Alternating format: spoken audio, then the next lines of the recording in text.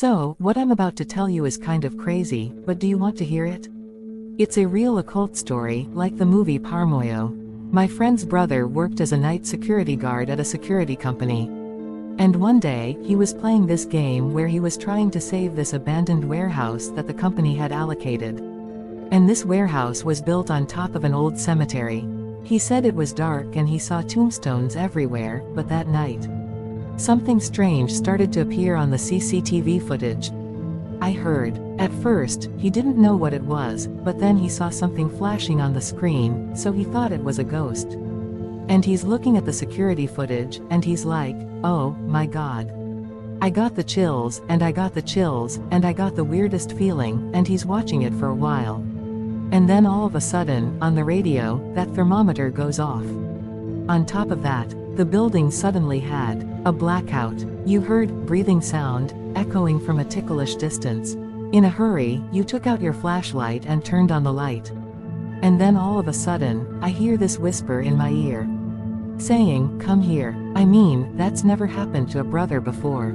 His hands were shaking. I don't know what he's thinking, but just as I was about to walk towards him, all hell broke loose. The lights went on, and I was like a duck egg. I was startled, so I looked around, and I didn't see anything strange. It was just an ordinary warehouse.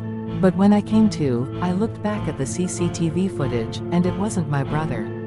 And it was in the warehouse, where he was standing, and all of a sudden, there was someone else standing there that wasn't him. There was this guy with his whole body ripped open, his face wasn't even in the frame. But his back was to his brother, and he just stood there.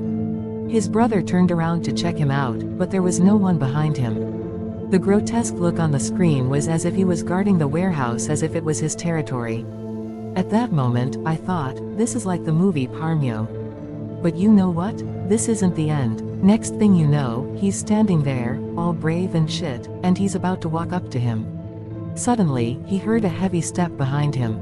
He got the goosebumps and looked around again, but there was no one there. He only saw a shadow going around the far corner. And he chased it all over the storage unit, but the shadow was gone, and he freaked out. And he kept telling himself that it wasn't real, that there was no ghost, and then, a little while later, the power came back on. And he ran out on the phone like he couldn't wait. The call I got was for him to call the company for help.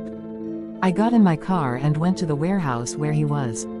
But when I got there, he was standing in front of me, shaking and crying, but he had a strange look on his face. Deep fear in his eyes, a drop of blood around his mouth. I said, what the hell is going on? And he started talking in unison. The shadow you saw in the warehouse was a janitor who used to work at the cemetery. He died in an accident a few years ago, but his remains weren't processed properly, so they think his soul is still in the warehouse. The spirit is wandering around the warehouse because he can't accept that his grave has been dug up and that he's dead. That day, he was so scared that when he got down on his knees and prayed as if he was apologizing, he suddenly felt the temperature rising around him and felt a little peaceful. But at that moment, in the CCTV footage, the manager looked at you and smiled. But what did he mean by that smile? He said it was the result of an unimaginable, horrible accident. That's when my brother realized what was scariest in this country. The real dead are always with us. My brother turned off the security camera and finally came to his senses and fired him because he couldn't go back to work.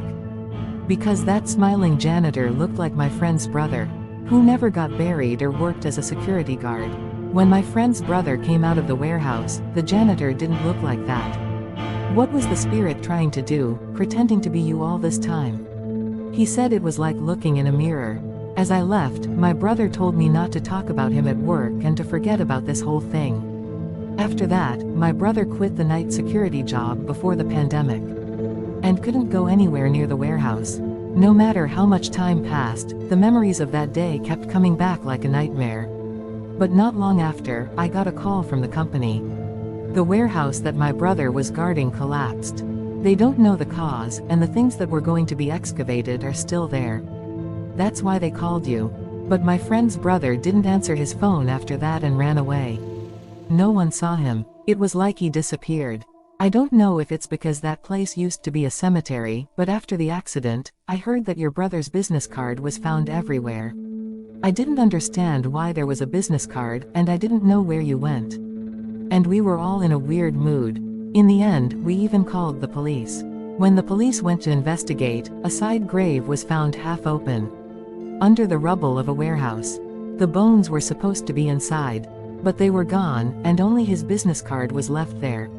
Salamdoilan modu hyongaga musean sabi jongyo pipajagiona ogagulo domanchiastego somun nego danyasio, but I know, that's wrong, no one knows, the last words, he said to me, because, on that last phone call, he whispered something, to me, I thought I was going to die.